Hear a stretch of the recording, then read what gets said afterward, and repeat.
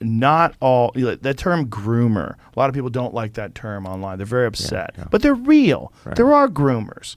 You don't like it? Do you not like it because you don't want children to be groomed? Or do you not like it because it's a pejorative that's used against the left? Which is, I think, more likely. Yeah. Well, here's what's more important. Not have people groom your fucking kids. That's what's more important than you getting uncomfortable with this word because it's used by people on the right. Like I saw someone as an argument, someone who I think is an intelligent person, say that there should be a block against using the word groomer. Unbelievable. No, there should be no groomers. How about that? And this is what they wrote. They said, not all teachers are groomers, but a lot of groomers are teachers. There you go. And that's real. Yeah. That's a real fucking problem. I teach my elementary school students about gender identity. Learning about gender identity helps children develop critical social emotional skills such as self-awareness, social awareness, and respect. I teach my students that there's a whole spectrum of gender identities and that everyone, whatever their gender, deserves love and respect. Some people are girls, some are boys, some are both, some are neither. Gender is all about how we feel on the inside and how we express ourselves. Here are some of the books and tools that I found the most useful when teaching about gender identity.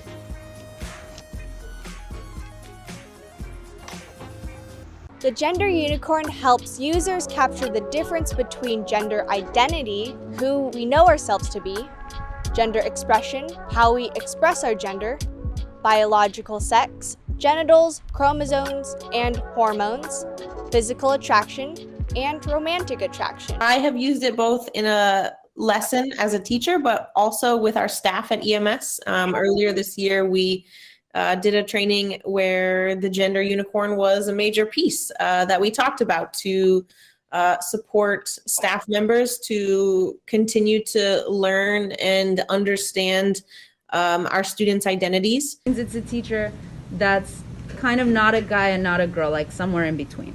Oh, so you're kind of boy, you're kind of girl? Kinda, yeah. Me too, that's me. Okay, right on. I want to be a boy, but I don't like being a girl. You know what? You have choices in this world to be all sorts of different things. But that's why it's MX, so Mix Chavez. That's where that comes from. I know some of you were a little confused. Some of you came and talked to me about it. The goal of the transition closet is for our students to be able to wear the clothes that their parents approve of, come to school, and then swap out into the clothes that fit who they truly are. And I use the idea that this is like Superman changing in a phone booth. But that idea actually goes a lot further than that, because Superman isn't Clark Kent. Clark Kent is actually the disguise. And when Clark Kent goes into the phone booth, he transforms into Superman, who's really just who he truly is, Kal-El. And so this gives our trans students the opportunity to be the superheroes that we know they are. Hi, my name's Az and I'm a preschool teacher. So my classroom celebrates diversity. It's probably my favorite thing to teach.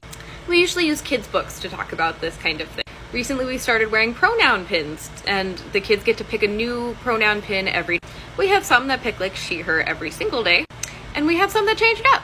All right, so something that's really cool and unique about who I am is that I am transgender.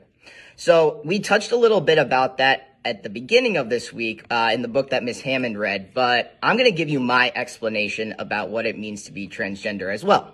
So when babies are born, the doctor looks at them and they make a guess about whether the baby is a boy or a girl based on what they look like. There's people that are good people in all walks of life. Trans people, gay people, straight people, bisexual, whatever the you are. There's good people in all walks of life.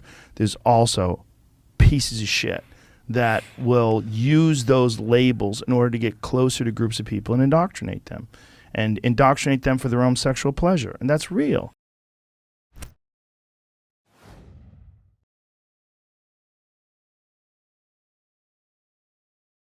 Hey guys, if you like smart, nuanced, left-right conversations and interviews in a world where there are very few of those. Do you want to hear both sides of an issue? Do you want to hear people debate it out? Then you need to subscribe to our new YouTube channel by clicking the link in the description or the pop-up button that appears on your screen.